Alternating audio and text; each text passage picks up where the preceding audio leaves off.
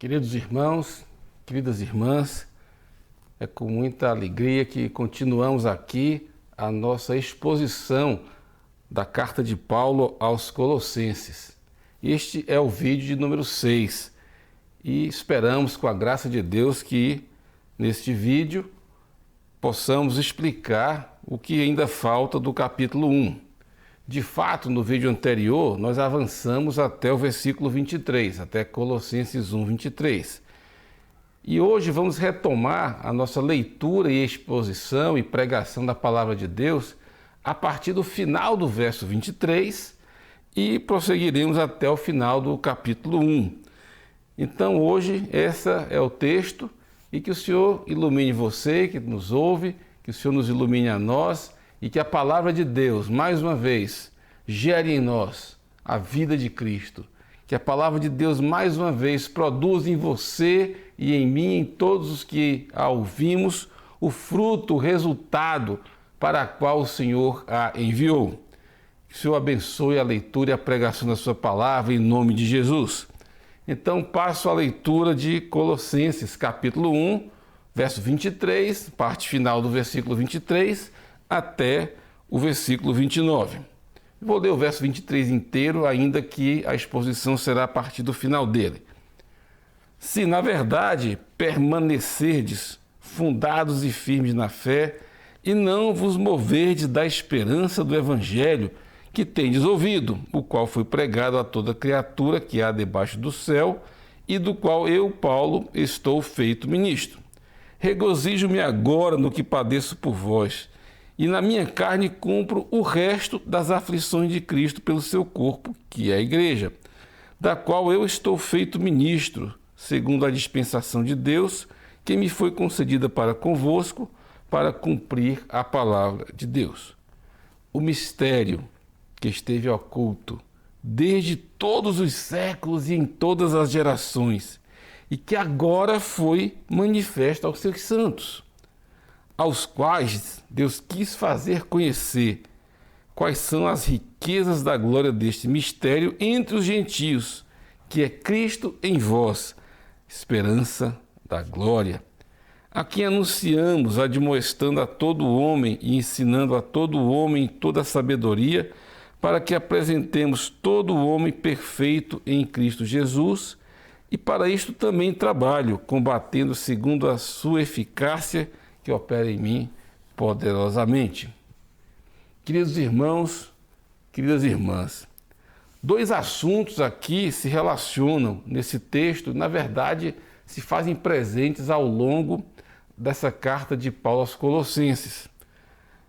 O primeiro assunto é Jesus e o Evangelho, Jesus e a sua palavra, Jesus e a sua vida e obra sendo explicados e revelados, primeiramente a Paulo como apóstolo, como servo de Cristo, e Jesus e a sua palavra, o conhecimento de Cristo e da sua palavra, transformaram profundamente a vida de Paulo.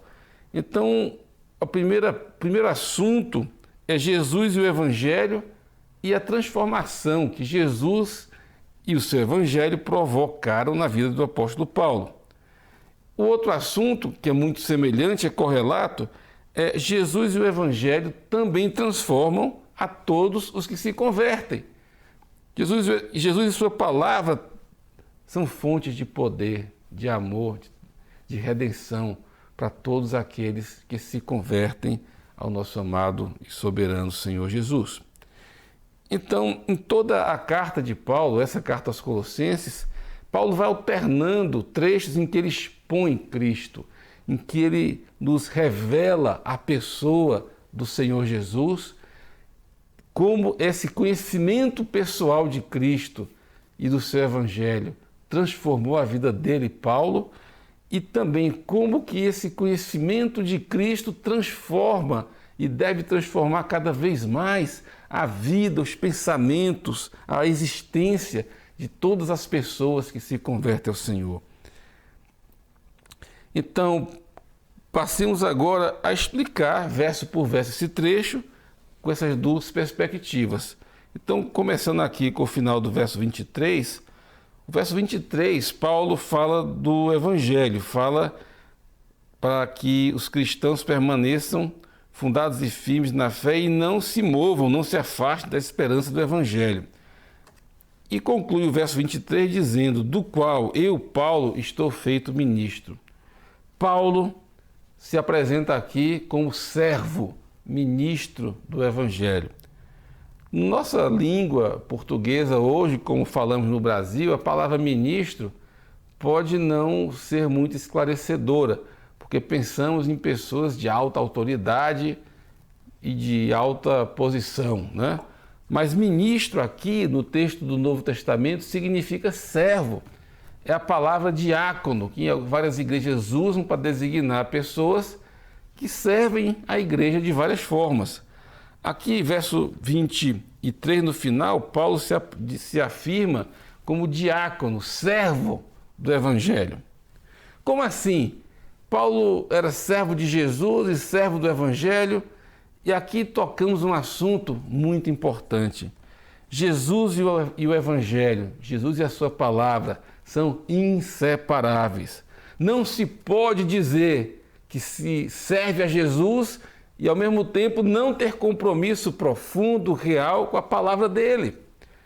É importante que entendamos isso. Há pessoas que se dizem seguidoras de Cristo, mas que não conhecem ou se conhecem, fazem questão de não obedecer às palavras do Mestre. Paulo, no capítulo 1, verso 1 de Filipenses, se apresenta como servo de Cristo. E aqui nesse final do verso 23 do capítulo 1 de Colossenses, ele se apresenta como servo do Evangelho, porque Paulo entendeu que o ser um servo, um escravo de Jesus, o colocaria automaticamente na condição de servo da palavra de Jesus.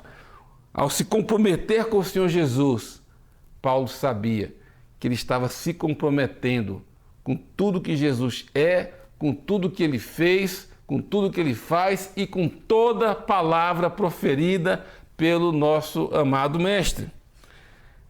Tanto é assim que em Lucas, capítulo 9, verso 26, lemos o seguinte, palavras do Senhor Jesus: porque qualquer que de mim e das minhas palavras se envergonhar, dele se envergonhará o Filho do Homem, quando vier na sua glória e na do Pai e dos santos anjos.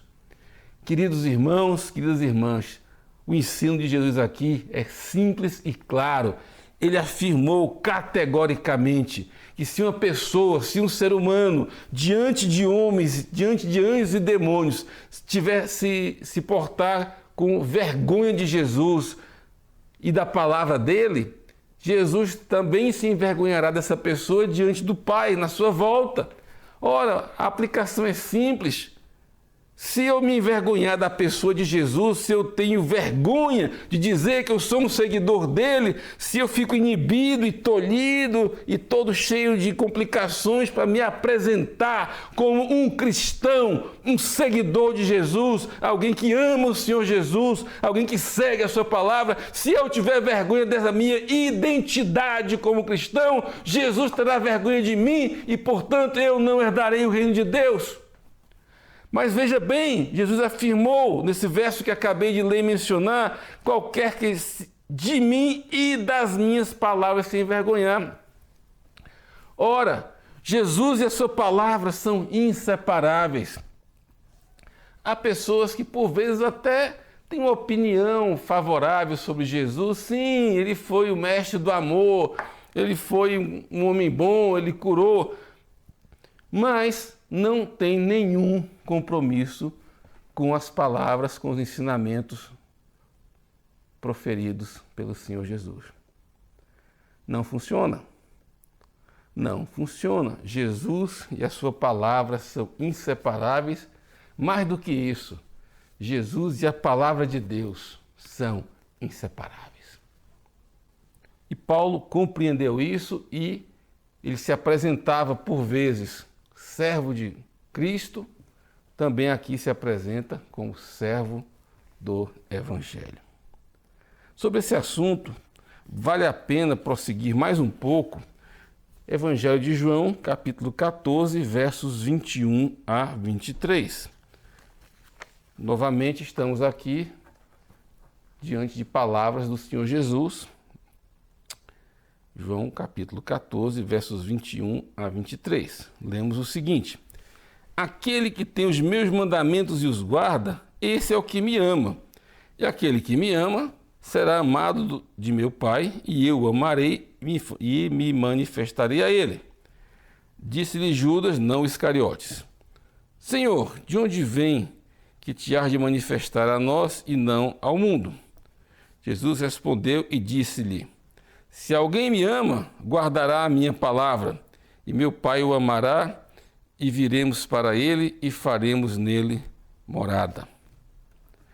Ora, Jesus foi muito claro aqui: aquele que tem os meus mandamentos e os guarda, esse é o que me ama.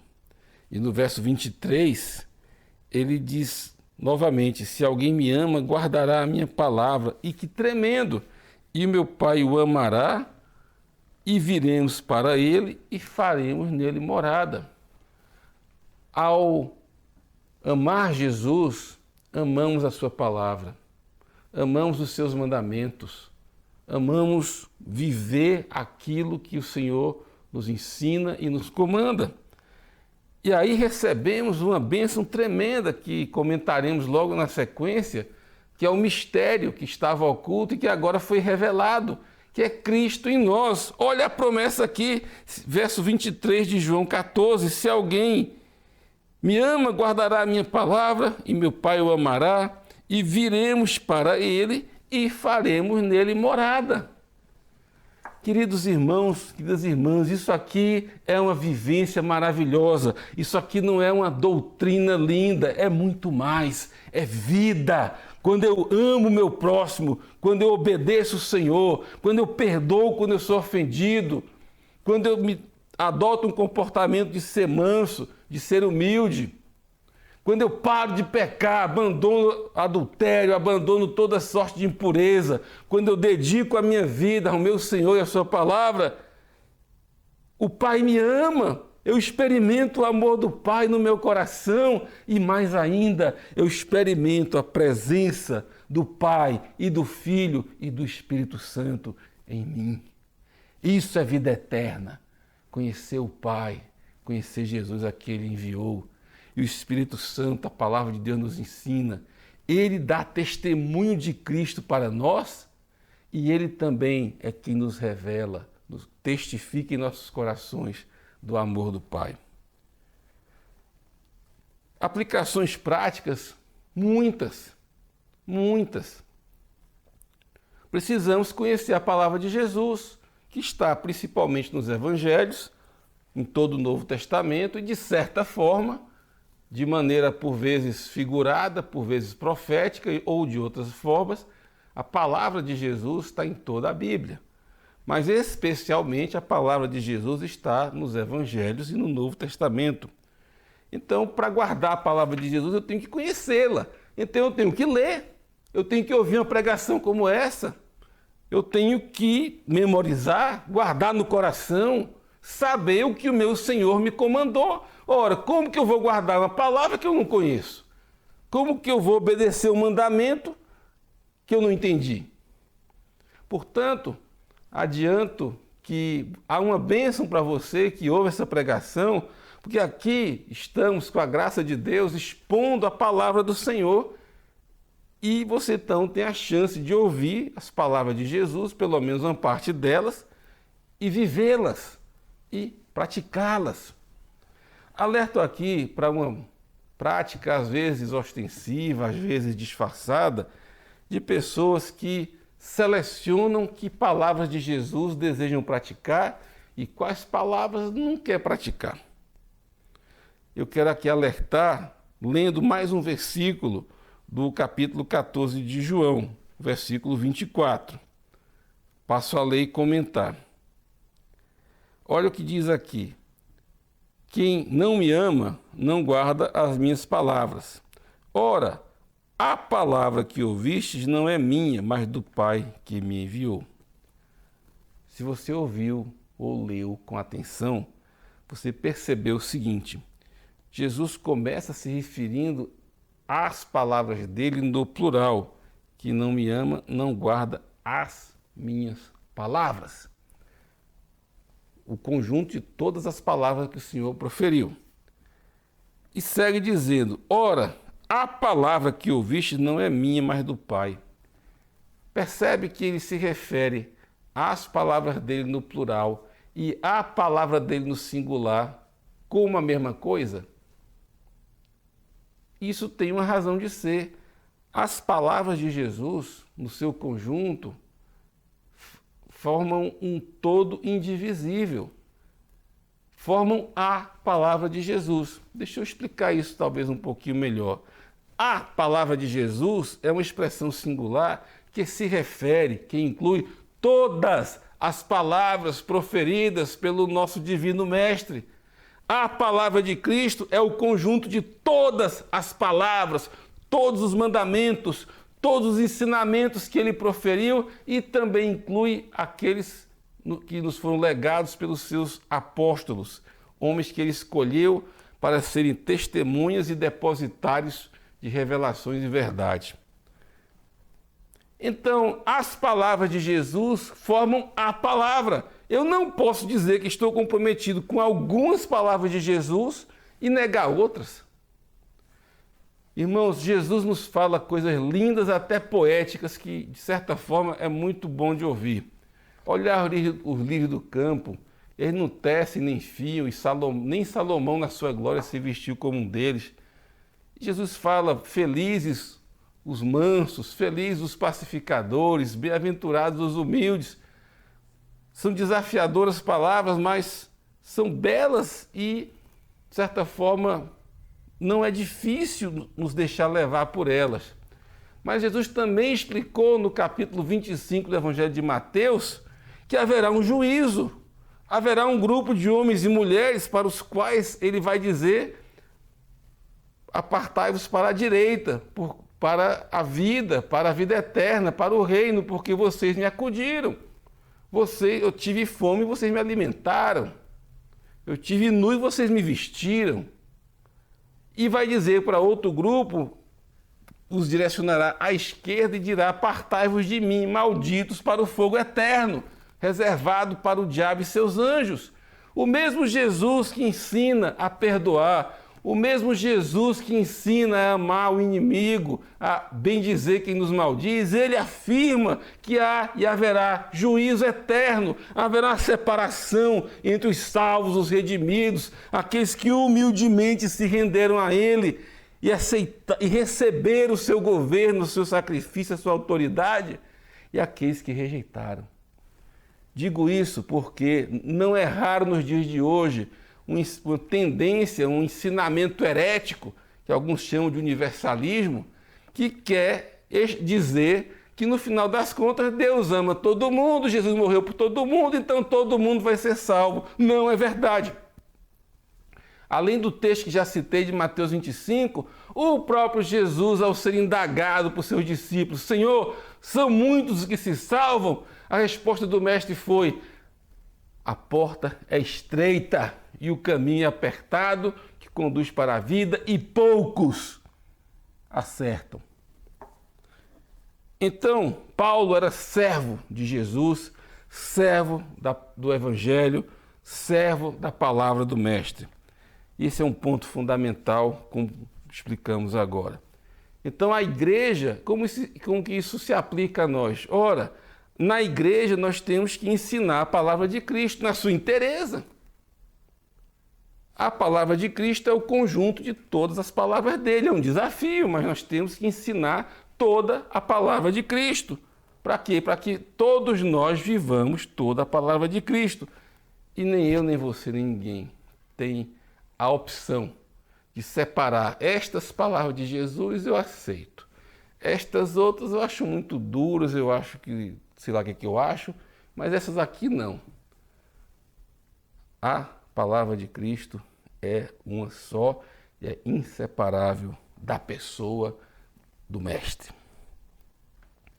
Então, aqui, final do verso 23, Paulo se apresentou como servo diácono do Evangelho.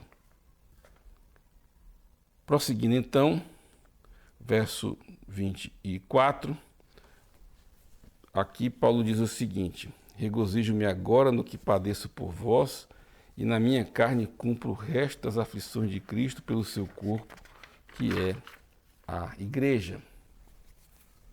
Meus amados ouvintes, o preço pela nossa salvação foi pago inteiramente na cruz do Calvário. O que Paulo aqui se refere ao dizer que sofre, que padece a favor da igreja, não é um sofrimento que vai acrescentar nada à obra redentora do Senhor Jesus no Calvário. O preço foi completamente pago. Lemos nos evangelhos, o Senhor afirma isso, está completamente pago. Mas aqui Paulo nos ilustra na palavra e na sua própria vida um princípio importante. Edificar a igreja envolve trabalho e, por vezes, sofrimento. A vida de Paulo foi uma ilustração disso. Paulo foi aprisionado várias vezes. Paulo foi apedrejado. Paulo sofreu açoites com varas. Mas nada disso o detinha, nada disso impedia de continuar indo de cidade em cidade, de país em país, de casa em casa, para proclamar que este Jesus a quem vós crucificastes, aliás, foi a pregação de Pedro, para proclamar que Jesus Cristo é o Senhor, é o Redentor, é o Salvador prometido a todos os povos, a todas as nações. Ele não se deteve. E alguns anos que já temos de vida na igreja, em alguma medida, claro que muito menor do que comparados com Paulo, nós entendemos isso. Quantos homens e mulheres dedicaram tempo e esforço para servir o outro? Quantos homens, jovens e mulheres separaram do seu tempo, da sua energia, para trabalhar em eventos, para visitar, para orar, para trabalhar numa cozinha de acampamento, para se afadigar, preparando coisas para que outros possam ser abençoados. Edificar a igreja, meus irmãos, minhas irmãs, envolve uma certa dose, ou talvez uma grande dose, de renúncia e, por vezes, até de sofrimento. Quantos pais e mães sofreram dias, horas, meses, anos em oração contínua a favor de um filho, de uma filha, de um parente que está aprisionado pela droga, que está aprisionado pelo pecado, que está levando uma vida desgraçada e não há solução humana para essa pessoa. Quantos homens e mulheres de Deus literalmente sofreram em intercessão dias, semanas, meses ou anos. Eu ouvi o testemunho de uma mãe que orou pela conversão do filho dela por 30 anos.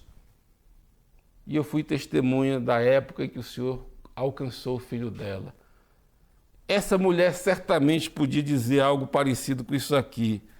Cumpro o resto das aflições de Cristo pelo seu corpo, para gerar Cristo em outros, para que a vida de Cristo seja produzida e edificada em outras pessoas. Edificar a igreja dá trabalho e envolve abnegação e, por vezes, até algum nível de sofrimento. Prosseguindo, então, a leitura, aqui fala do final do verso 24, né, aflições de Cristo pelo seu corpo, que é a igreja. Verso 25, da qual estou feito ministro, segundo a dispensação de Deus, que me foi concedida para convosco, para cumprir a palavra de Deus. Paulo era servo de Cristo, servo do Evangelho, e aqui ele se apresenta como servo da igreja. Novamente, a tradução que li usou a palavra ministro. A palavra original aqui é diácono, que significa servo. Queridos irmãos e irmãs, no reino de Deus, quanto mais graça recebemos do Senhor, quanto mais o Senhor nos abençoa em qualquer maneira, em todas as maneiras, mais nos tornamos servos dele e dos irmãos. Na igreja, no corpo de Cristo, tem um cabeça, um Senhor, e é Jesus. todos nós, os demais, somos membros uns dos outros e todos nós, como Paulo, somos servos de Cristo e servos uns dos outros. Agora, vamos entender a lógica disso. Paulo diz aqui que ele é feito servo da igreja segundo a dispensação de Deus para com ele. Qual é essa lógica? Aqui a figura é do despenseiro, do mordomo. Jesus se revelou a Paulo. Jesus se apresentou a Paulo no caminho de Damasco e várias outras vezes. Jesus confiou a Paulo uma profunda revelação dele mesmo. Uma parte do que já explicamos do capítulo 1 de Colossenses nos dá uma ideia da grandeza e da profundidade da revelação que Paulo recebeu do próprio Senhor Jesus. Se lemos 2 Coríntios capítulo 12, Paulo relata uma experiência em que ele foi levado ao terceiro céu e viu coisas tão sublimes e elevadas que algumas delas ele não tinha sequer permissão de nos contar e revelar. Então Paulo recebeu muita revelação de Cristo. Paulo teve a oportunidade na sua vida de aprender profundamente a palavra de Deus. Paulo era um profundo conhecedor da Bíblia Sagrada. Então ele recebeu tudo isso como expressões da graça e da bondade de Deus, especialmente da graça de Jesus. E é isso que Paulo tinha que repartir. Ele tinha que usar do depósito que ele recebeu do Senhor, em várias formas e vários aspectos, e repartir. Isso é importante que entendamos, porque eu devo repartir com vocês o que eu recebi do Senhor. Você deve repartir com os irmãos da graça, do talento, da inteligência e, de certa forma, até dos bens que o Senhor te confiou. Nós somos devedores uns aos outros daquilo que Jesus nos deu, porque o que Ele nos deu não é nosso, é dele. Nem nós pertencemos a nós mesmos, nós pertencemos a Ele. Ele nos comprou, nos resgatou, Ele é o nosso dono duplamente, um como Criador. Todas as coisas foram criadas por Ele e para Ele. E mais do que isso, Ele também nos resgatou, pagou o terrível preço na cruz do Calvário para nos resgatar do nosso pecado e das garras do diabo. Então nós somos duplamente dele. E aquilo que Ele nos confia, em qualquer aspecto, material, formação escolar, dons naturais e dons espirituais, tudo isso são expressões presentes da sua graça para conosco. E essas coisas que recebemos dele é essas que devemos repartir. Essa é a ideia do despenseiro. E quero ler um texto aqui de 1 Pedro 4, 10 e 11, em que Pedro aplica essa mesma figura a todos nós. 1 Pedro 4, 10 e 11 diz assim: cada um sirva aos outros o dom como recebeu, como bons mordomos da multiforme graça de Deus. Se alguém falar, fale segundo as palavras de Deus. Se alguém servir, sirva segundo o poder que Deus dá, para que em tudo Deus seja glorificado por Jesus Cristo, a quem pertence a glória e poder para todo sempre. Amém. A tradução que eu tenho em mãos, no verso 10, fala: cada um administre. De fato, a palavra aqui é servir. Igualmente, o verso 11, na sua segunda parte: se alguém administrar, administre segundo o poder que Deus dá. De fato, é se alguém servir, que sirva segundo o poder que Deus dá. Mas então, aqui Pedro nos exorta a servir uns aos outros, exatamente na figura do despenseiro, do mordomo, de acordo com o que Cristo te concedeu. Reparta. Se Jesus colocou no teu coração um grande peso de intercessão, glória a Deus. Você é um intercessor, uma intercessora. Ore, interceda por cada pessoa, família ou nação, de acordo com o que Deus colocar no teu coração. Se o Senhor concedeu a você revelação da palavra de Deus, capacidade dada pelo Espírito Santo de não apenas ler, mas de entender, de compreender a palavra de Deus, isso é uma dádiva preciosa. Use isso, reparta isso livremente. E mais, o dispenseiro, ele tem que repartir de graça. O dispenseiro não é vendedor, ele não é um revendedor. Jesus me deu, ótimo, obrigado, Senhor, eu vou revender para você. Não! O dispenseiro fiel, ele reparte de graça o que ele recebeu de graça e pela graça. Agora, ninguém diga, eu não tenho nada. Se você está vivo, você tem muita coisa. Se você está vivo, está viva, então você tem energia, tem capacidade, tem inteligência, tem habilidade natural e espiritual. É claro, você tem que cuidar da sua vida, da sua casa, tudo isso faz parte daquilo que Deus espera de nós.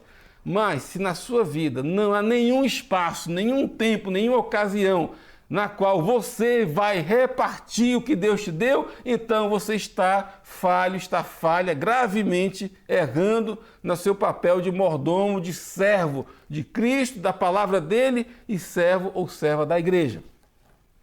Então que o Espírito Santo te ilumine e te faça enxergar o que você tem para repartir e com quem, e que você assim o faça. A igreja, volto a dizer, só tem um Senhor, um cabeça, e é Jesus. Todos nós, os demais, somos membros e somos servos e dispenseiros. Então, Paulo se apresenta como despenseiro, servo da igreja, mas nesse papel de mordomo. Ele recebeu de Jesus palavra, revelação, dons, graça, sabedoria, inteligência e muitas coisas mais, e é isso que ele repartia conosco, os cristãos gentios. O verso 26. O verso 26, lemos o seguinte: o mistério que esteve oculto desde todos os séculos, em todas as gerações, e que agora foi manifesto aos seus santos. Vou ler o 27 também, aos quais Deus quis fazer conhecer quais são as riquezas da glória deste mistério entre os gentios, que é Cristo em vós, a esperança da glória. Ora, vamos explicar aqui. Primeiro, o mistério já está revelado, de certa forma não é mais mistério. E o mistério que agora está revelado é que Cristo se faz presente nos seus santos. Retomo aqui o tema que já lemos em João 14, 21 a 23. Quando ouvimos Jesus, ouvimos a sua palavra, quando o seguimos e guardamos os seus mandamentos, a promessa dele, que ele e o Pai fazem morada em nós. Eu não consigo pensar em nada mais sublime, mais elevado do que isso. O próprio Deus, Pai, Filho e também Espírito Santo, vem habitar em mim, vem estar presentes em mim. Mas repare que esse mistério está revelado não a todos. O verso 26 diz que esse mistério oculto em todas as gerações foi revelado agora aos santos. E no verso 22, que explicamos no vídeo anterior, Jesus nos apresenta diante do Pai santos e irrepreensíveis e inculpáveis. Então, esse mistério da vida de Cristo em nós, de Cristo viver em nós, em outro texto Paulo diz, para que Cristo habite pela fé em vossos corações. Esse mistério é revelado apenas àqueles que se convertem ao Senhor, que são santificados pela sua obra. As pessoas que não conhecem Jesus, que portanto não são santificadas pela obra redentora dele, não entendem esse mistério. Para essas pessoas continua sendo um mistério. Mas por que até esse momento aqui da história era um mistério?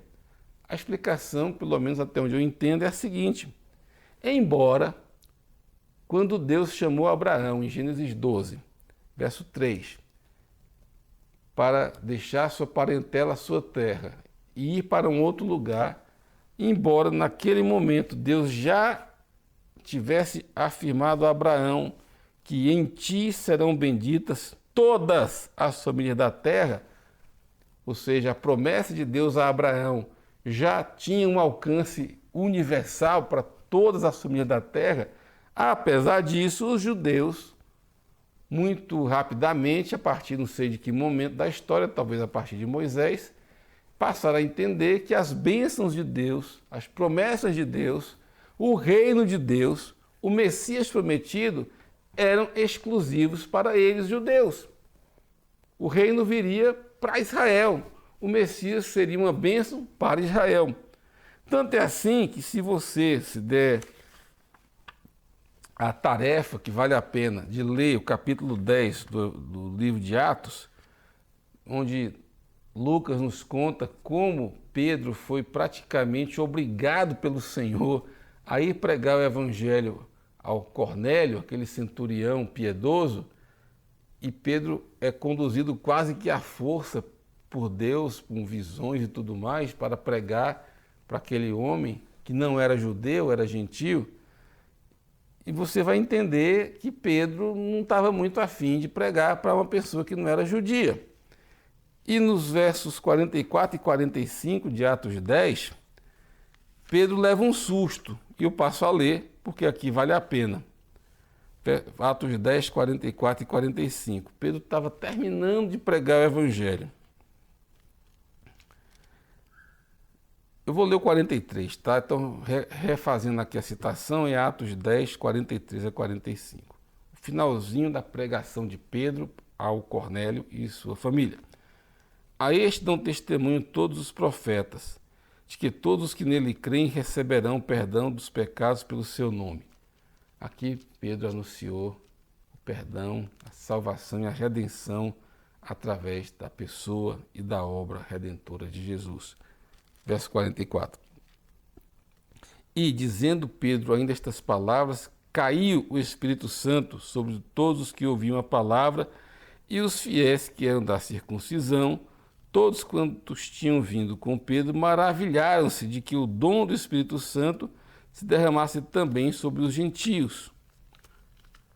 Ora, a turma da circuncisão é outra maneira de dizer os judeus. Pedro mal chegou ao âmago do evangelho, que é a morte redentora de Jesus, o perdão que é dado aos pecados através dele, e aquele povo que estava ouvindo creu. Cornélio e as pessoas que estavam ali creram de todo o coração em Cristo Jesus, na sua pessoa, na sua palavra, no seu evangelho. E o Espírito Santo veio e os encheu, e eles foram cheios do Espírito Santo e profetizavam e falavam em línguas. Aliás, diz aqui que falavam em línguas e engrandeciam a Deus, né? Literalmente não diz que profetizavam, mas dizem que eles engrandeciam a Deus e oravam em línguas.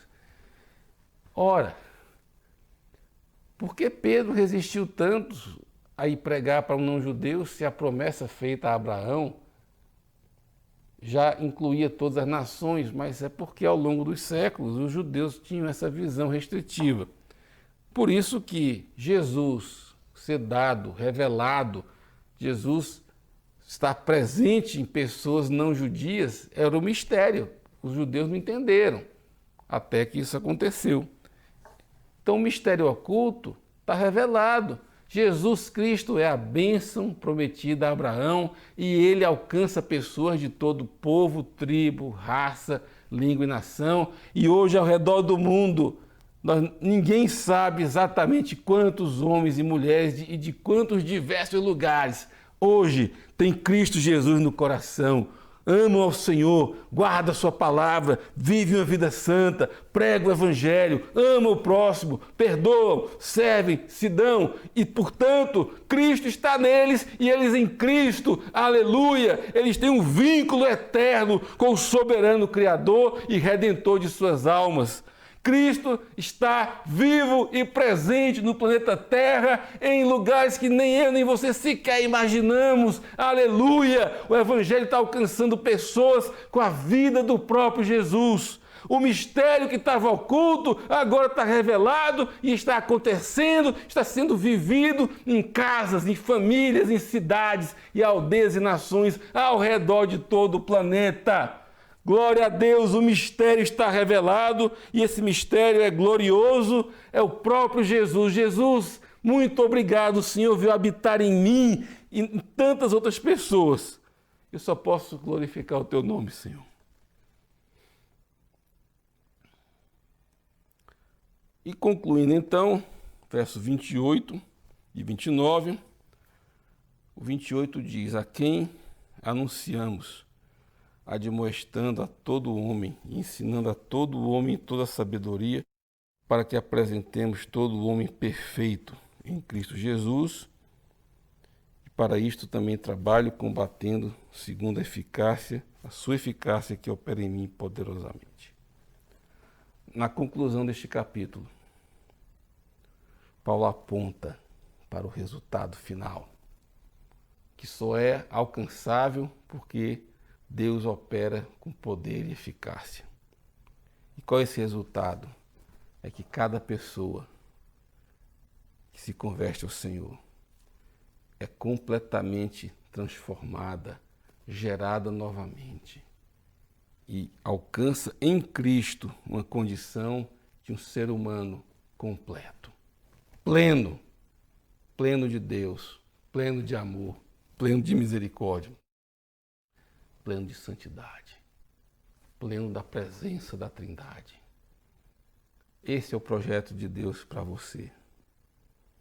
Transformar você em uma pessoa plena de Cristo, cheia de tudo o que Ele é, em toda a santidade, com o caráter dele, com a paz, com o amor, com a alegria. Aqui daria vários outros vídeos para explicar todos os lindos e maravilhosos e poderosos aspectos dessa presença de Cristo em você, em mim e em todos nós. Que o Senhor, que começou em você a boa obra, a complete. Que o Senhor complete em você e na igreja o que Ele já começou e que todos nós sejamos apresentados diante dEle, santos, inculpáveis, irrepreensíveis e completos, perfeitos em Cristo Jesus. Amém. Aleluia.